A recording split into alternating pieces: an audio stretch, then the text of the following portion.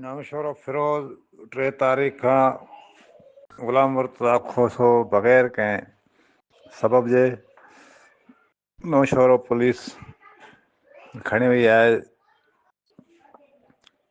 जेको कारोबारी माण्हू आहिनि मुर्तज़ा वारा, उनजी फैमिली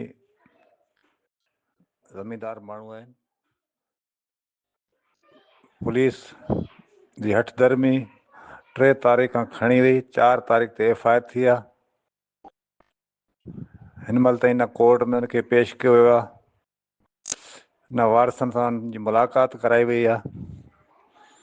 IG साहब खां, चीफ मिनिस्टर सिंध खां, आला अदलिया खां मुतालबो कयूं था मुर्तज़ा खोसो बेगुनाह आहे, उनखे फिलफौर कोर्ट में पेश कयो वञे। अगरि उनजो कसूर आहे त उनजो ज़िम्मेवार हू पाण आहे। उहो कोर्ट में पेश थी पंहिंजी सफ़ाई पेश कंदो। SHO फुल थी सघे थो, कंहिंजी वंगार वहे थो।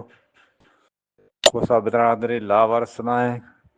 खोसा बिरादरी हिकिड़ी मुनज़म मुतहरक क़ौम आहे, पढ़ियल लिखियल तालीम याफ़्ता क़ौम आहे। इहो गुमान कंहिंखे न रहे त को खोसा लावारस आहिनि।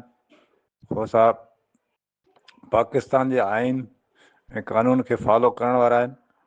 Pakistan supreme court, high court, नंढे कोर्टनि खां वठी लॉयर बि आहिनि, एजुकेटेड बि आहिनि, डॉक्टर बि आहिनि।